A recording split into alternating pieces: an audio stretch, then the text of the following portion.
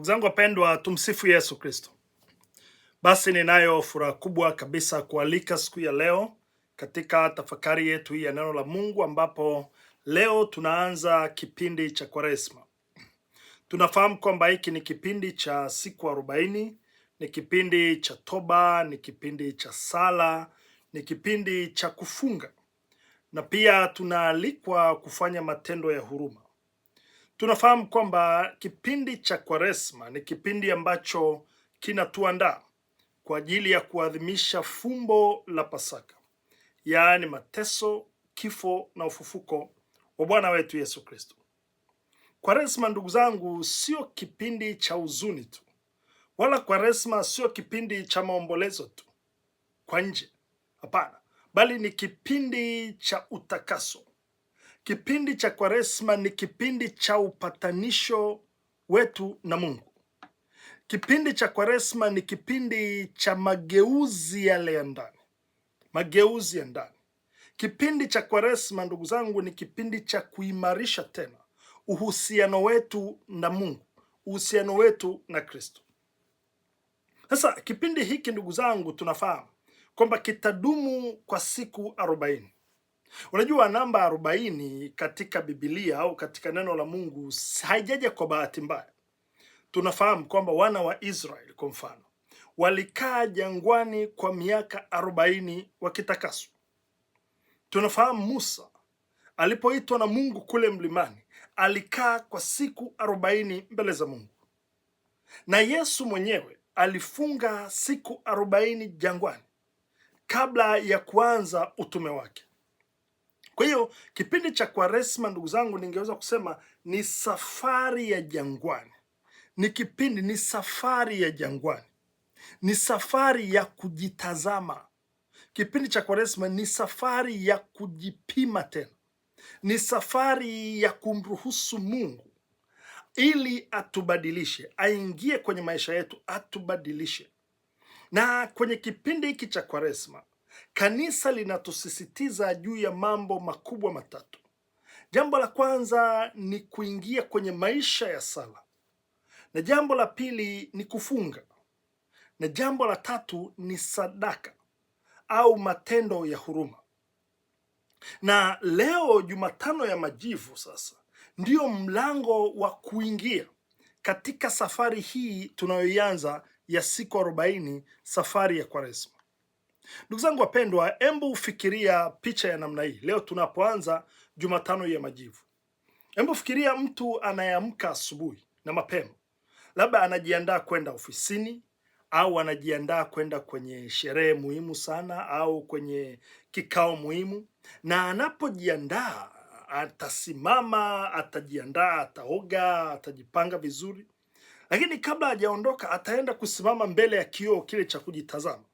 Atasimama mbele ya kile kioo, atajitazama, anahakikisha kama amejipamba vizuri, anahakikisha kama amerekebisha nywele zake vizuri, anahakikisha kama amevaa vizuri, na anahakikisha kama kila kitu kinaonekana sawa. Ndio maana anasimama, kabla hajatoka anajiangalia aone kama anaonekana kama yuko presentable. Na anapotoka kwa nje, inawezekana kabisa kila mtu anapotoka nje, inawezekana kila mtu akamwadimaya, inawezekana kila mtu akafurahia anavyoonekana yuko smart, akafurahia alivyopendeza, inawezekana hata watamsifu, ndugu yangu, umependeza kweli kweli. Sasa ngoja nikwambie kitu ambacho ni muhimu sana hapa, kwamba ule muonekano wa nje sio ishara ya muonekano wa ndani. Ngoja nirudie, ule muonekano wake wa nje sio automatically kwamba ni ishara ya jinsi alivyo ndani. Anavyoonekana amependeza nje sio automatically kwamba itaonyesha kwamba na ndani yuko hivyo. Inawezekana kwa nje akaonekana kwamba ni mtu mtanashati sana, lakini inawezekana ndani sivyo. Inawezekana labda kwa ndani kuna maumivu, amebeba maumivu. Inawezekana ndani amebeba hasira, hata kama kwa nje anaonekana vizuri, lakini ndani inawezekana amechoka. Labda kuna dhambi zinazomsumbua ambazo hajazipatia suluhisho kwa namna yote ile. Inawezekana ndani kuna majeraha ambayo hayajapona, au inawezekana kuna watu huko ndani amewafunga kwa kutokuwasamehe.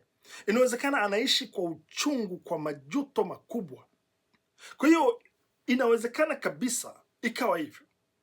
Kwa hiyo hata wewe na mimi, inawezekana ukawa unaonekana vizuri sana kwa nje, inawezekana ukawa unacheka mbele za watu, lakini unalia moyoni. Ukawa unacheka mbele za watu, lakini moyoni, moyo unavuja machozi. Inawezekana kabisa kwa nje tukawa tunaonekana tuna mafanikio makubwa sana, tunaonekana tumefanikiwa sana, lakini kwa ndani hatuna amani. Inawezekana tukaonekana tuna imani kubwa sana, lakini maisha yetu ya sala yamebaki ni mazoea tu. Sala haitoki ndani tena. Ni kama tunatimiza wajibu kwamba na sisi tumesali. Inawezekana kabisa kwa nje tunaonekana tuna furaha sana, lakini ndani yetu kuna ombwe lisiloelezeka huko ndani yetu. Inawezekana kwa kifupi, kila watu wakituona kwa nje tulivyo, sivyo tulivyo kwa ndani. Huku ndani kuna mahangaiko. Inawezekana huku ndani kuna huzuni. Inawezekana huku ndani kuna mateso makubwa. Inawezekana ndani yetu, kwenye mioyo yetu, kuna kukata tamaa kwa hali ya juu. Inawezekana hata tunajilazimisha tu, ambako watu kwa nje hawajui kinachoendelea ndani yetu.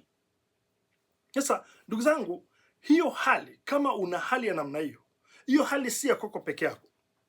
Hiyo hali si ya kwako peke yako. Hiyo hali ni karibu ya kila mtu, ya kila mmoja wetu. Ni hali ya watu wengi. Watu wengi tuna hali ya namna hiyo. Ni hali ya dunia hii ya leo kwa kweli.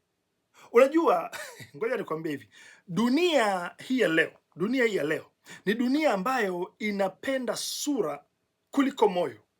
Ni dunia ambayo inatazama sura, inatazama mambo ya nje kuliko moyo.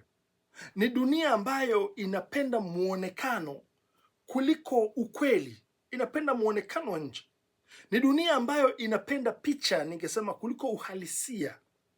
Sasa leo tutapakwa majivu. Kwenye Jumatano hii ya majivu tutapakwa majivu. Lakini tunapopakwa majivu, ninatamani tujiulize maswali haya kwamba, je, ni kitu kipi ninahitaji kukibadilisha? Ni nini ninahitaji kukibadilisha? Je, ni sura ya nje au ni moyo? Ni nini ninahitaji kubadilisha? Ni mtazamo wa nje ninavyoonekana, au nahitaji kubadilisha moyo wangu? Kwa sababu ukibadilisha moyo wako ukibadilika, hata nje kutabadilika. Lakini ukibadilika nje, hakuwezi kukaafekti ndani. Kwa hiyo ni kujiuliza kwamba, je, Mungu anaona nini ndani yangu? Mungu anaona nini ndani yangu? Au ningeweza nikakuuliza swali lingine kwamba, hivi tunaichukuliaje Kwaresma? Unaichukuliaje Kwaresma? Je, unaichukulia kama ni desturi tu ya kila mwaka kwamba tuna kipindi cha Kwaresma, au unaona ni mwaliko wa kweli wa kuanza upya? Ni mwaliko wa kuanza upya? Au je, umeridhika kuonekana vizuri kwa nje tu, lakini kwa ndani labda una mahangaiko kwa ndani yako kuna vita visivyoisha? Sasa ndugu zangu, Jumatano hii ya majivu sio siku ya mapambo. Jumatano ya majivu sio siku ya kuonekana watakatifu. Jumatano ya majivu sio siku ya kujilinganisha na wengine, ukajiona wewe ni bora kuliko wengine. Hapana. Bali Jumatano ya majivu, ndugu zangu, ni siku ya kusimama mbele za Mungu bila kujitetea. Ni siku ya kusimama mbele za Mungu bila kujitetea. Ni siku ya kusema, Bwana, unanijua hivi nilivyo. Unajua nilivyo. Ninaomba nisaidie. Ninaomba huruma yako. Unanijua. Siwezi kujificha mbele yako. Jumatano ya majivu ni siku ya kujiweka wazi mbele za Mungu. Turuhusu mwanga wa Mungu utumulike, uone kila kona ya maisha yetu. Na kama kuna mahali kuna vumbi ambalo linapaswa kuondolewa, vumbi la dhambi, vumbi la majivuno, vumbi la kukata tamaa, liondolewe kwenye kipindi hiki. Sasa kuna mambo kama matano ningependa kuyazungumza kwa haraka kutoka kwenye masomo yetu, hasa siku hii ya Jumatano ya Majivu. Jambo la kwanza ambalo tunaitwa kulitafakari, ndugu zangu, ni wito wa kumrudia Mungu kwa moyo wetu wote. Wito wa kumrudia Mungu kwa moyo wetu wote. Unajua, katika somo la kwanza leo, nabii Yoeli, somo la kwanza linatoka kwenye kitabu cha nabii Yoeli, ile sura ya 2 mstari wa 12 mpaka wa 18. Sasa nabii Yoeli anazungumza, au Mungu anazungumza kwa kinywa cha nabii Yoeli kwenye ile sura ya 2 mstari wa 12, anasema nirudieni mimi kwa mioyo yenu yote, kwa kufunga, kwa kulia na kwa kuomboleza. Sasa ngoja tufuatane kwa pamoja hapa. Unajua, Mungu asemi rudini kwangu kwa midomo yenu. Wala Mungu hajasema rudini kwangu kwa mavazi yenu tu. Wala Mungu asemi rudini kwangu kwa maneno matamu, rudini kwangu kwa maneno mazuri. Mungu asemi hivyo. Wala Mungu asemi rudini kwangu kwa muonekano wenu mzuri wa nje na hadhi zenu mbele za watu zilivyo. Mungu asemi hivyo. Mungu anasema nirudieni kwa moyo wenu wote. Maana yake ni kwamba Mungu anataka moyo wako wote. Mungu anataka moyo wangu wote. Mungu anataka twende kwake bila kujibadilisha, bila kujigawanya. Mungu hataki tumpe sehemu ya moyo. Mungu hataki sehemu ya moyo wako. Wala Mungu hataki umpe siku ya Jumapili tu. Mungu hataki umrudie wakati una shida tu, kwamba wewe unaenda kwake wakati una shida tu, wala sio wakati mambo yanapokwenda vibaya tu basi ndio ukumbuke kumrudia Mungu. Wala Mungu hasemi namna hiyo. Mungu anasema nirudieni kwa moyo wenu wote. Manake moyo wenye upendo. Nirudieni kwa moyo unaoumia, kwa moyo unaoanguka, moyo ulioinama. Nirudieni kwa moyo unaojuta, nirudieni kwa moyo unaojuta. Kwa lugha nyingine anasema nirudieni kwa moyo uliotamani, au kwa moyo unaotamani kuanza tena upya. Nirudieni kwa moyo huo. Hicho ndicho kitu Mungu anasema leo. Kwa hiyo Mungu anasema kwa kinywa cha nabii Yoeli kwamba rarueni mioyo yenu, wala si mavazi yenu. Rarueni mioyo yenu, si mavazi yenu. Unajua, katika utamaduni wa Kiyahudi watu walirarua mavazi kama ishara ya toba, kama ishara ya toba, na hata wakajipaka majivu kama ishara ya toba. Lakini leo Mungu anasema sitaki ishara za nje tu, nataka moyo uliopondeka. Nataka moyo unaokiri kwamba nimekosea. Nataka moyo unaokiri nimekosa. Nataka moyo unaosema kwamba niko tayari kubadilika. Nataka moyo unaokubali kubadilika. Huo ndio moyo Mungu anaotaka. Kwa hiyo leo tunapopakwa majivu, ni kama vile Mungu anatuambia pasua moyo wako, kiburi kitoke. Pasua moyo wako, hiyo chuki itoke.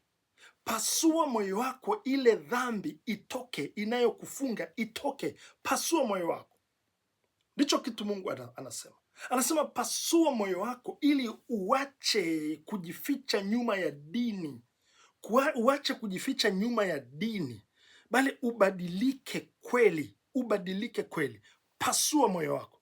Ndicho kitu anachosema Mungu. Ndugu zangu wapendwa, kurudi kwa Mungu sio tukio la hisia tu. Sio tukio la kihisia. Hapana. Tunaposema kwamba tunarudi kwa Mungu, ndugu zangu, kwa lugha nyingine ni maamuzi. Ni maamuzi. Ni maamuzi. Ni mwelekeo mpya wa maisha tunaporudi kwa Mungu. Kwa hilo ni jambo la kwanza. Jambo la pili ambalo tunaitwa kulitafakari leo ni kwamba majivu yanatukumbusha ukweli kuhusu maisha yetu. Kwa hiyo nirudie. Majivu tunayopakwa leo yanatukumbusha ukweli kuhusu maisha yetu. Unajua, tunapopakwa majivu tunaambiwa maneno haya. Tutaambiwa maneno haya kwamba wewe ni mavumbi, Mwanadamu, kumbuka, wewe ni mavumbi na mavumbini utarudi. Lakini pia au tutaambiwa tubuni na kuiamini Injili. Unajua, majivu huwa yanatuambia ukweli ambao wakati mwingine huwa hatupendi sana kuusikia. Unajua, majivu yanatukumbusha ukweli ambao wakati mwingine hatupendi hata kuutafakari tu, hatupendi kuutafakari, hatupendi kuusikia. Majivu yanatukumbusha kwamba maisha yetu ni mafupi. Majivu yanatukumbusha kwamba uzuri ulionao utapita. Majivu yanatukumbusha kwamba hata hicho cheo ulicho nacho na chenyewe kitapita. Majivu yanatukumbusha kwamba huo umaarufu ulionao kuna siku moja utapita bwana. Majivu yanatukumbusha kwamba hata mali ulizonazo, mali unazoziangaikia, unasahau roho yako. Anasema hizo mali kuna siku zitapita. Majivu yanatukumbusha hata afya ulionayo kuna siku itapita, kuna siku itapita, lakini roho yako itasimama mbele za Mungu. Kwa hiyo majivu, ndugu zangu, kwa lugha nyingine, majivu yanatunyenyekesha, yanatukumbusha Majivu yanatukumbusha kwamba sisi sio Mungu wala sisi sio miungu.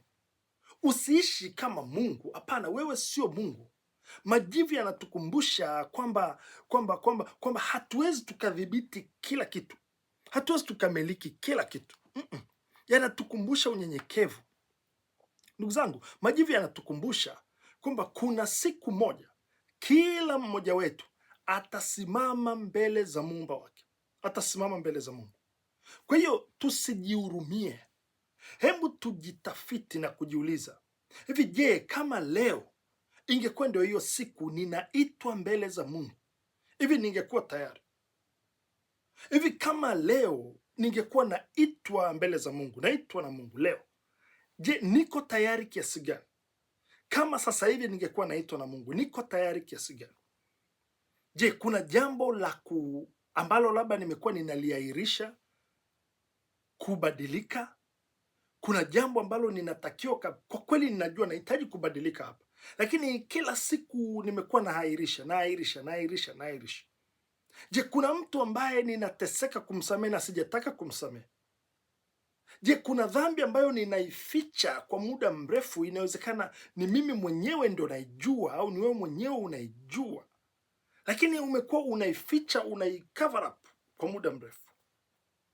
Je, kuna maamuzi ambayo ninapaswa kuyafanya lakini ninaogopa kuyafanya? Ndugu zangu, majivu sio laana, majivu ni neema. Ni sauti ya upendo wa Mungu inayotuambia kwamba bado hujachelewa, bado Mungu anakupa nafasi, bado hujachelewa. Majivu ni sauti ya upendo wa Mungu, inakwambia bado nina mpango na wewe. Ni sauti ya Mungu inayokwambia kwamba Bwana, unaweza kuanza upya, muda huo ni sasa, muda huo ni sasa. Na jambo la tatu ambalo tunaitwa kulitafakari, ni mambo ya kufanya kwenye kipindi hiki cha Kwaresma. Mambo ya kufanya katika somo la Injili ya leo kutoka Mathayo sura ya 6 ule mstari wa 1 mpaka wa 6 na wa 16 mpaka wa 18. Yesu anatuonya pale kwa upole kabisa akisema, msifanye matendo yenu mema ili muonekane na watu. Msifanye matendo yenu mema au matendo yenu ya haki ili muonekane na watu. Sasa Yesu anagusa mambo matatu muhimu hapa. Anagusa juu ya sadaka, anagusa juu ya sala, anagusa juu ya kufunga. Lakini anatuonya tusifanye haya mambo kwa ajili ya kujionyesha, kwa ajili ya kuonekana na watu. Unajua, hii ni hatari kubwa sana ya kiroho, kufanya mambo ya Mungu kwa sababu ya kuonekana na watu, ili kuonekana na watu, ili kupata sifa na utukufu. Ukumbuke, tunapofanya hivyo tunachukua ule utukufu wa Mungu, na hakuna kitu kibaya kama kubeba utukufu wa Mungu. Manake Yesu anatuambia kwamba tusisali ili tuonekane kwamba ni watakatifu. Tusali kwa sababu tuna conviction kwamba tunataka kuongea na Mungu, tunataka kujenga mahusiano na Mungu, lakini sio kwamba ni sali ili nionyeshe watu kwamba mimi ni mtakatifu. Wala tusitoe ili tuonekane ni wakarimu. Tusitoe mpaka kutafuta mpaka waandishi wa habari waje waonyeshe ulivyotoa, au mpaka utangazwe. Usipotangazwa kanisani unazira kutoa. Anasema tusitoe ili tuonekane ni wakarimu, wala tusifunge ili kuonekana kwamba sisi ni wakamilifu. Ndugu zangu wapendwa, unajua tunaweza kufunga lakini tunatangaza kwa kila mtu. Hiyo haitakiwi. Tunaweza tukawa tunasali lakini mioyo yetu iko mbali sana. Tunaweza tukawa tunatoa sadaka lakini kumbe tunatafuta sifa tuonekane kwa watu. Tunaweza tukawa tunaenda kanisani lakini kwa kweli hatuna ule uhusiano wa kweli na Mungu. Tunakwenda kanisani kama fashion. Tunakwenda kwenye jumuiya kama fashion. Sasa Yesu anasema Baba yako aonaye sirini atakulipa. Unajua kuna mambo Mungu anayaona ambayo hakuna mwingine anayaona. Unajua kwa mfano Mungu anaona machozi yako unapolia kila usiku. Mungu anaona machozi yako hata kama watu wengine hawaoni. Mungu anaona mapambano yako ya ndani hata kama watu wengine hawaoni. Mungu anaona toba yako unayofanya kimya kimya. Anaona moyo wako wa toba hata kama watu wengine hawaoni. Mungu anaona. Mungu anaona sala zako hata zile ambazo hujatamka kwa maneno. Ile nia yako Mungu anaiona. Mungu anaona mapambano yako dhidi ya majaribu, jinsi unavyojitahidi, Mungu anaona. Mungu anaona unavyojaribu kuwa mwema hata kama hakuna anayekusifia. Mungu anaona. Ndugu zangu wapendwa, Kwaresma sio kipindi cha maonyesho. Kwaresma si kipindi cha kujionyesha. Hapana, bali Kwaresma kama nilivyosema, Kwaresma ni safari. Ni safari ndugu zangu. Ni safari ya kurudi kwenye kile chumba cha siri cha moyo wako. Ni safari ya kujifunza tena kuongea na Mungu kama Baba. Ni safari. Jambo la 4 ambalo tunaitwa kulitafakari ni kwamba Kwaresma ndugu zangu ni safari ya ndani. Ni safari ya ndani. Unajua, ngoja nikwambie kwa namna hii. Kwaresma ni zaidi ya kuacha soda. Kwaresma ni zaidi ya kuacha kula nyama. Kwaresma ni zaidi ya kuacha kula chakula. Ni zaidi ya hayo. Sasa sisemi hayo mambo ni mabaya, hapana. Hayo mambo ni mazuri, lakini hayatoshi. Sijui kama mnanielewa. Hayo mambo ni mazuri, lakini hayatoshi. Kwaresma lazima tuende zaidi hapo. Ni kuacha kiburi. Lazima tuende zaidi hapo. Ni kuacha maneno ya kuumiza. Kwaresma ni kuacha wivu. Kwaresma ni kuacha tamaa. Kwaresma ni kuacha visingizio tu. Kwaresma ni kurudi tena kwenye maisha ya sala. Ni kurudi, ni kurudisha ile amani kwenye ndoa yako, kurudisha amani kwenye familia yako, kurudisha amani kwenye jumuiya yako, kurudisha amani kwenye parokia yako. Kwaresma ndugu zangu ni kipindi cha kurudisha tena ule uaminifu kazini. Uanze kuhudumia watu bila kutaka rushwa zao. Uanze kuhudumia watu kwa upendo, kwa haki. Kwaresma ndugu zangu ni kipindi cha kusamehe hata pale ambapo ilikuwa ni vigumu sana kusamehe. Ni kipindi cha kusamehe. Kwa ndugu zangu, kipindi hiki cha Kwaresma tunaalikwa tujiulize, je, hivi ni nini kinachonitenganisha na Mungu? Ni nini kinachonitenganisha na Mungu? Ni nini kinachonitenganisha na watu? Ni nini kinachoniumiza? Au ni nini kinachonizuia kwa mfano kuwa yule mtu ambaye Mungu anataka niwe? Nini kinachonizuia kuwa vile Mungu anataka niwe? Inawezekana unajua kabisa Mungu anataka uishi namna gani. Inawezekana unajua kabisa Mungu amekuitia wito gani, lakini unaona kuna kitu kinakuzuia. Sasa Kwaresma ni muda wa kujiuliza na kuondoa vizingiti vyote na road blocks zote ambazo zinakuzuia kufika kwenye ile level, kufika pale ambapo Mungu anataka uwe. Ndugu zangu wapendwa, Kwaresma ni safari ya siku 40, lakini kwa kweli ni safari ya moyo, ni safari ya kuondoa ile maski ambayo tunavaa, ambayo haina uhalisia na moyo, haina connection na moyo. Ni safari ya kukubali udhaifu wetu na kuufanyia kazi. Si safari ya kukataa hali yetu, ni safari ya kukubali na kufanyia kazi. Ni safari ya kuishi kwa ukweli Kwaresma.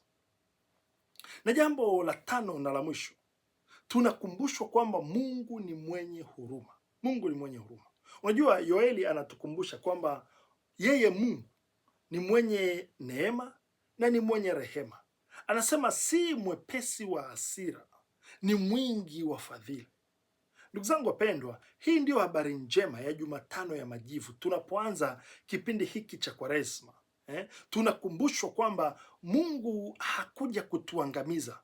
Tunakumbushwa kwamba Mungu hakuja kutudhalilisha. Hapana, Mungu hana mpango wa kutudhalilisha. Tunakumbushwa kwamba Mungu hakuja kutufedhesha.